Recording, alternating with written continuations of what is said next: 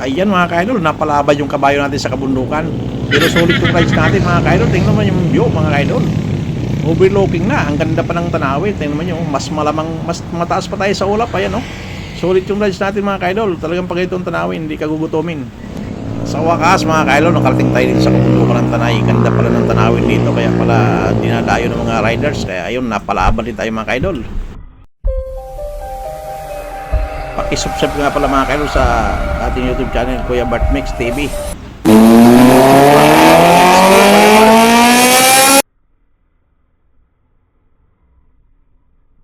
Tara mga kaidol, samahan nyo sa ating rides mga kaidol. Dahil akit tayo ng kabundukan ng Tanay para makalanghap naman tayo ng sariwang hangin. Ganda pala ng kalsada dito mga kaidol. Talagang hindi kagaya sa Manila na butas-butas at lubak-lubak. Dito talagang sulit yung kalsada dito. Fresh air pa, agad na pa ng kalsada. Talagang mapapawaw ka. Andito nga pala tayo mga kaidol sa Morong Rizal. Dito maganda pala, marami rin pala yan pala dito mga kaidol. Pero dito bandang unahan, mukhang tinatayo ng mga bahay.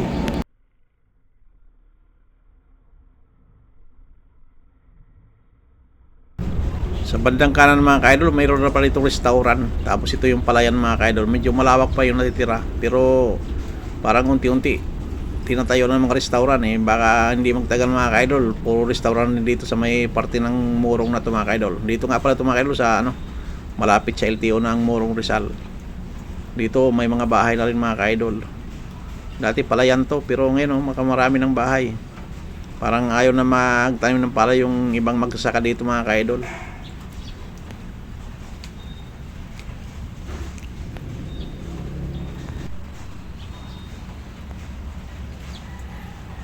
Ayan mga kaidol, dito na banda tayo sa Tanay.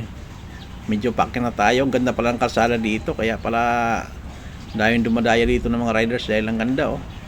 Parang dahil mga kurbada. Pero kailangan pag ganito yung daan mga kaidol, huwag tayo kamote magpatakbo dahil ang bibilis ng mga sakyan dito.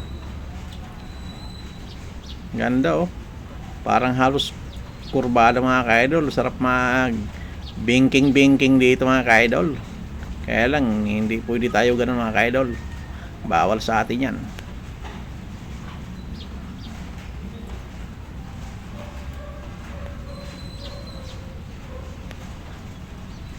Ganda talaga dito. Talagang makakalanghap ka ng preskong hangin pa mga ka-idol. Hindi gaya sa Manila na malanghap po, puro usok ng sasakyan.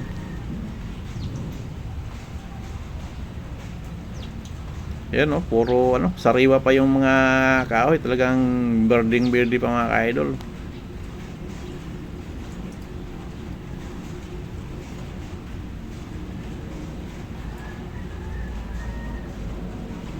Ang linis ng paligid dito mga ka-idol pala sa Tanay Rizal mga ka-idol. Dito nga pala ito mga ka-idol sa Marilaki. Sinubukan natin mag solo rides dito sa Marilaki mga ka-idol para langhap naman tayo ng magandang hangin at makakita tayo ng magandang tanawin. Sana ganito ang kalsada mga ka-idol. Talagang sulit yung biyahe mo pag ganitong kalsada.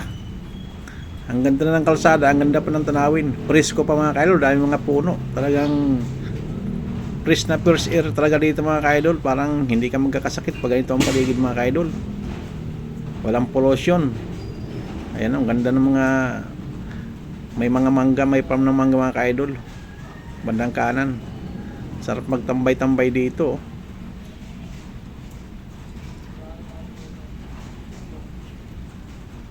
Ayan oh, bibilis ang takbo nila mga ka-idol. Bumibingking pa. Sana all. Pero mahirap maging kamuti mga ka-idol sa papatakbo ng motor, lalo't dalawa lang ang gulong ng motor natin mga ka-idol. Mahirap magkumpiyansa. Kailangan shield ride lang tayo mga ka-idol. Takbong pugi ika nga.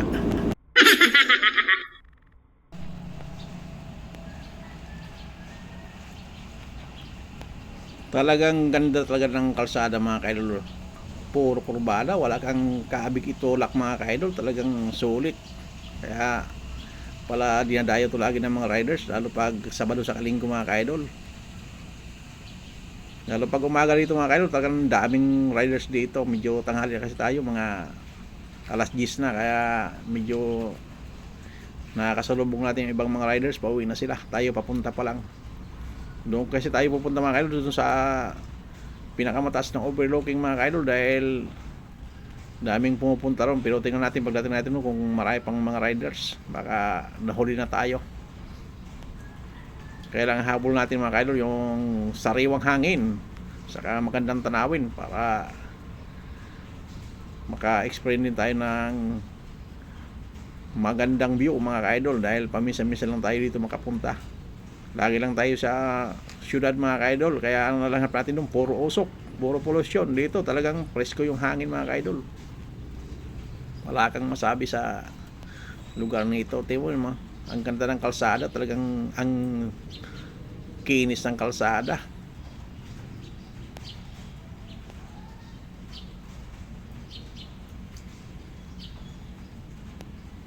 Mahirap pala mag-rides mga ka-idol na nag-iisa lang, talagang wala tayong kausap dito.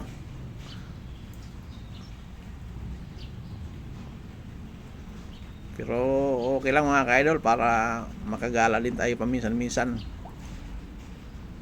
Sarap balik-balikan itong lugar dito mga ka-idol. Talagang tingnan nyo yung paligid, yung mga puno, talagang green na green. Ayun, kurbada na naman. Kunting takbo lang, kurbada na naman mga ka-idol. Kaya pala dami nang bibingking-bingking dito. Ayan o, kagaya niya no. Masyado kumpiyansa sa kanilang pagpapatakbo. Ito, dami ng motor dito na nasakay na sila. Galing kasi dun sa bundok. Tayo papunta pa lang, sila pauwi na. Kaya andito na sila sa mga restaurant mga ka-idol.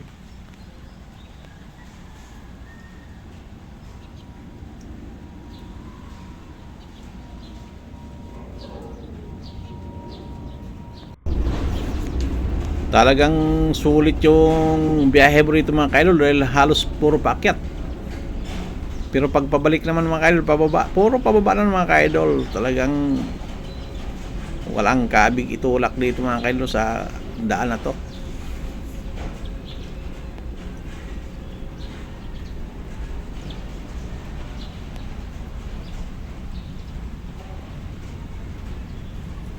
Talagang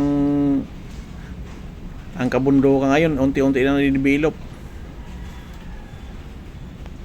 Tapos ginagawa ng pasyalan, kaya mga tao dito na ngayon sa kabundukan na mamasyal, lalo pag linggo. Nagsawa na sila sa syudad mga ka-idol, kaya dito na sa kabundukan yung kanilang pasyalan. Tapos ang ganda pa ng tanawin, ganda pa ng hangin, presko pa, kaya dadayuhin talaga to. Tapos ang dami na restaurant mga ka-idol.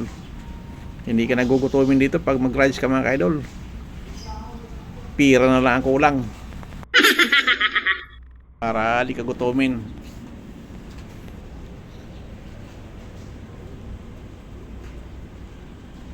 Kanina pa tayo ng takbo mga ka-idol. Talagang walang tigil yung kurbada dito. Tingnan mo yung mga riders talagang sulit pagpatakbo, sanay na sila.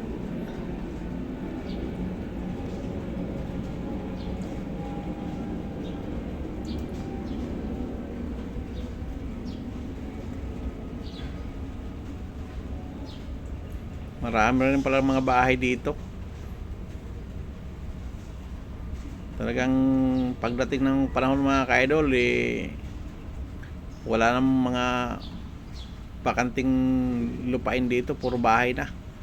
Baka hindi magtagal, mayroon na ditong SM sa kabundukan mga ka-idol.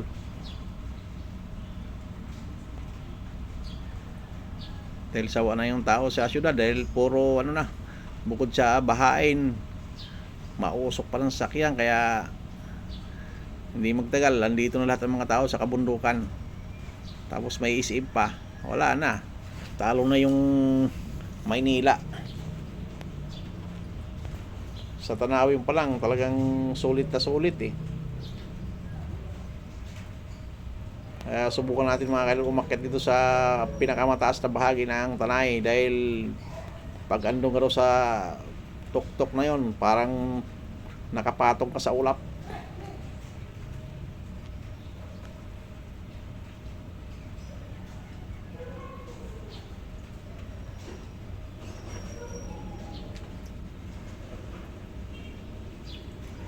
May stoplight pala dito mga ka-idol.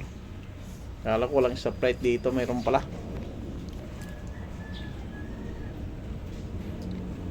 Kakaliwa tayo mga ka-idol para doon tayo sa overlooking.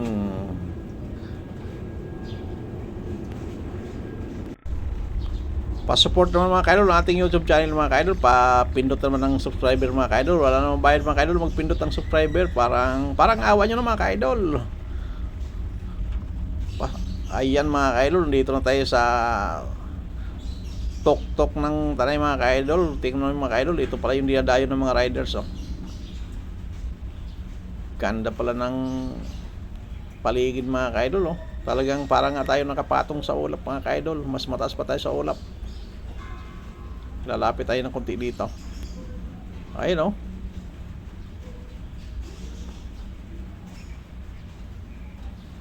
napalaban yung ating kabayo mga ka-idol sa akyatan. Talagang maganda pala yung EDB sa packet mga ka-idol.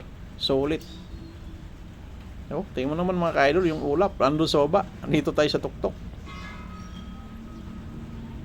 Wow, ganda ng view mga ka-idol. Mag picture tayo mga ka-idol para sa reels.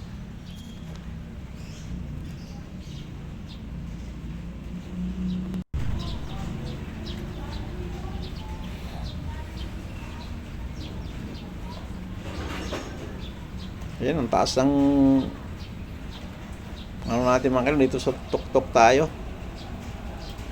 Picture muna tayo mga ka-idol para mayroon tayong pang-upload sa reels.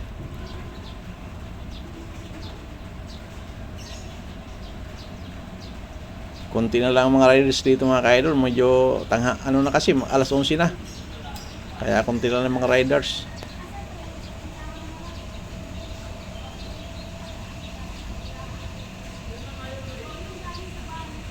Pero may pumupunta pa rin mga ka-idol. Ayan dahil doon sa bandang baba may mga bagong kainan doon. Tingnan mo mga ka-idol, nasa bangil mga ka-idol. Talagang ang taas ng pwesto natin. Ayan mas mataas nga pala tayo sa ulap. Tama pala sabi nila.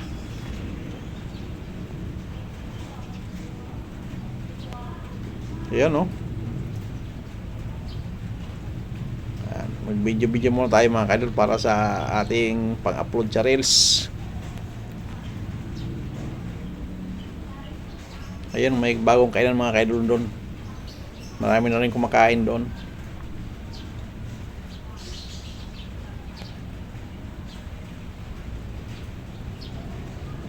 Yan ang liliit ng kabundukan doon sa baba mga ka-idol.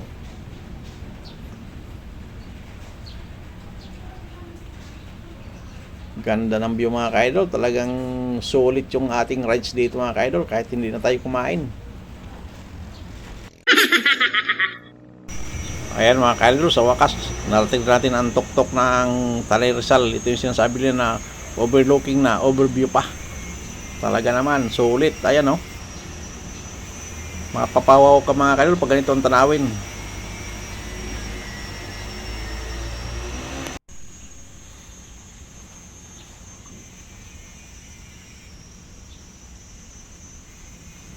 Ayan mga ka-idol, tapos na tayo mag picture. Baba na tayo mga ka-idol. Medyo alas 12 na mga ka-idol. Medyo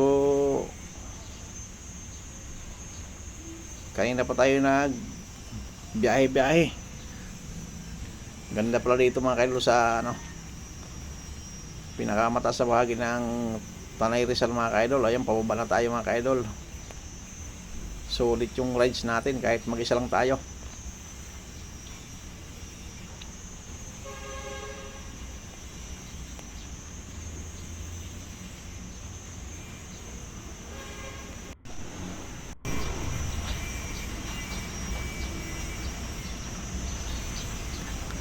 Ganda mga ka-idol, kahit pababa tayo, naikurbada pa rin, pero okay lang, kayang-kaya nating kabayo mga ka-idol.